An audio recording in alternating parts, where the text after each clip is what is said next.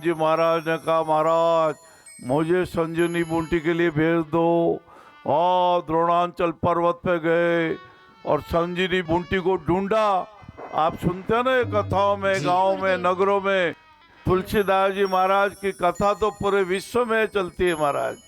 हाँ, गोस्वामी तुलसीदास जी महाराज की कथा में हनुमान जी महाराज की सब प्रतीक्षा कर रहे थे। हाँ, ऐसा न हो कि सूर्य भगवान को उदय हो जावे और संजीवनी बूटी नहीं आवे तो क्या होगा। सब देख रहे थे और अचानक देखा हनुमान जी उड़ते हुए पधार रहे हैं। उनके एक हाथ पर पूरा पहाड़ है जिसमें संजीवनी बूटी भी है। सब प्रसन्न हो गए। राम भगवान का हृदय भी गदगद हो गया। सुग्रीव जी ने आशीर्वाद दिया, अंगद जी ने मंगल कामना की और हनुमान जी महाराज ने मस्तक नमाया। पूरा पर्वत सुषेण जी वेदराज जी के सामने रख दो। हनुमत में भी उठी तरंग, सोचा छोड़ो इस हुज्जत को। देखा बाली का समय नहीं, ले चलो उठा कर पर्वत को।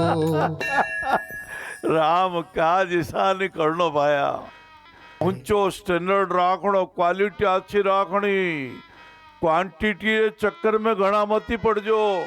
कतरा महानुभाव आया और जतरा आया वणी में अच्छा। जो आया वणा ने भगवान हमें लीजो। हाँ, ऐसे प्रभु की कृपा से, परमात्मा देव की राम जी की कृपा से प्रसून जी वेदराज जी ने संजीवनी बूटी को लेप करके लक्ष्मण जी को लगाया और लक्ष्मण जी उठ खड़े हुए। श्री राम भगवान की जय हो करके उठ खड़े हुए। हर श्री राम भेटेउ हनुमाना,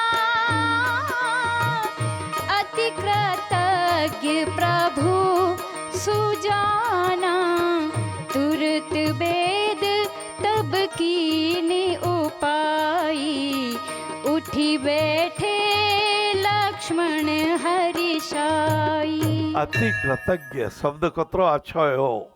यो कृतज्ञता रूपी गुण ने आपने धारण करनो। कोई आपनो जीवन में उपकार कर दे, जब से हमें याद है और अब तक किसी ने कुछ भी इतनी भी मदद की हो, थोड़ी भी सहायता की हो। कभी हम जो टूट रहे थे, कभी दुखी थे, किसी ने आशा मंदा दी। कभी द्रव्य की, रुपए की जरूरत थी, रुपया उधार दे दिया।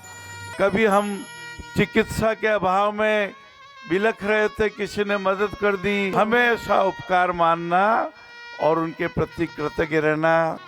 भाइयों और बहनों, श्री राम जी की कथा कृतज्ञता की कथा है।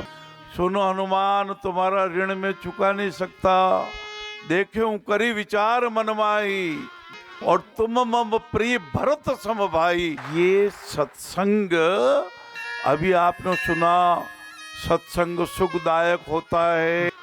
हाँ, ये मन को प्रबोधित करने वाला होता है। सुखद सत्संगाय, आसक्ति अभावाय, अंतःकरण स्थिरताय नमः। हाँ, सुखद सत्य का संग ही सत्संग है बहनों भाइयों।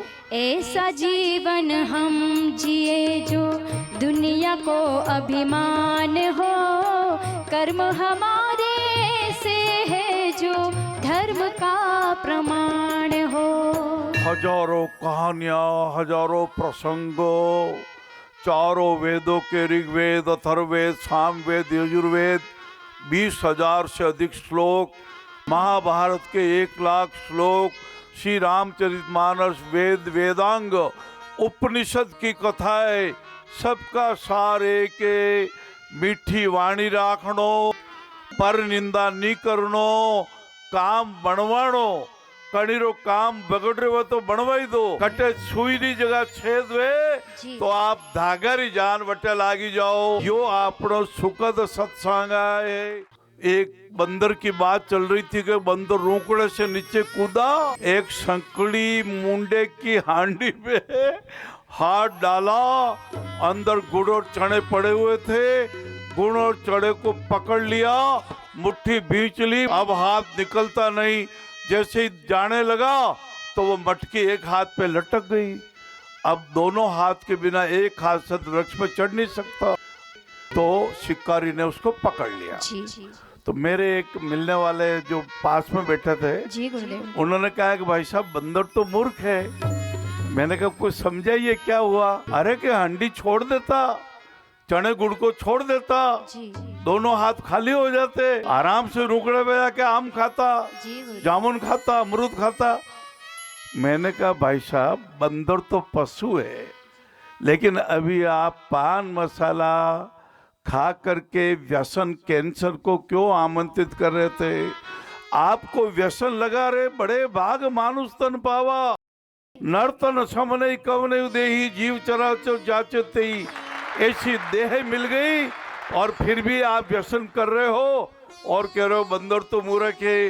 अरे ये एक बीज अमरूद का छोटा सा धरती माता में हमारे किसान भाई ने बोया, एक डाली ऐसी 50-100 डालियां है और एक डाली पर 2 अमरूद लग गए।